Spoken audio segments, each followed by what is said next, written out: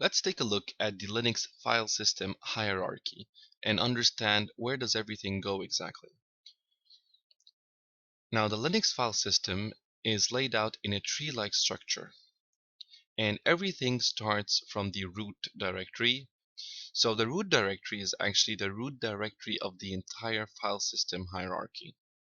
And underneath that, we're going to find different types of directories.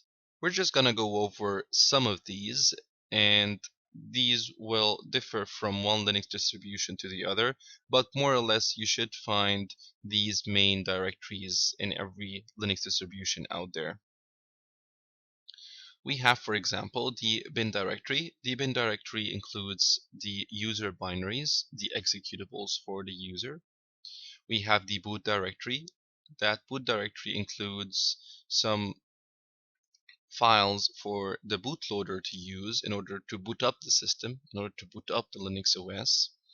The dev directory has some files to describe the devices, so we would call them the device files because in Linux everything is dealt with in terms of files. So if you have anything connected to your system, if you have even a directory, the Linux OS is going to deal with that entity as if it is a file.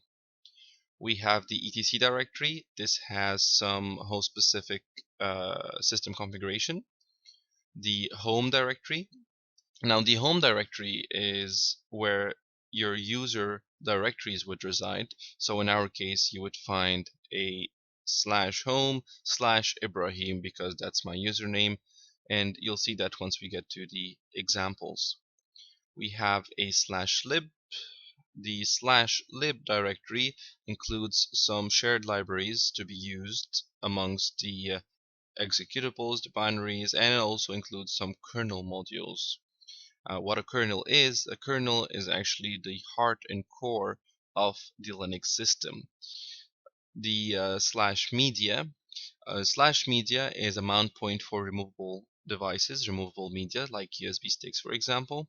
And the /mnt is a generic mount point that can be used to temporarily mount a file system. We have the OPT or /OPT. This has some add-on application software. We have the SBIN. The SBIN directory includes the executables as well, but system executables, the system binary files. We have the temp. This is just a directory that includes some temporary files. And we have the root directory. Now the root directory is not the same as the slash or / directory. Okay, so this is actually the home directory for the root user, for the super user.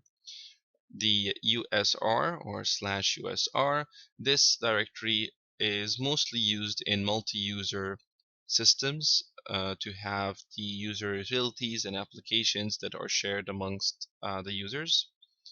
And we have the var directory. This just includes some variable files to be used by the OS.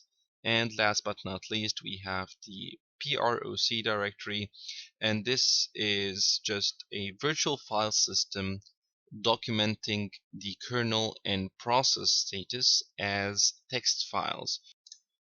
And this is it. This is how the Linux file system hierarchy looks like.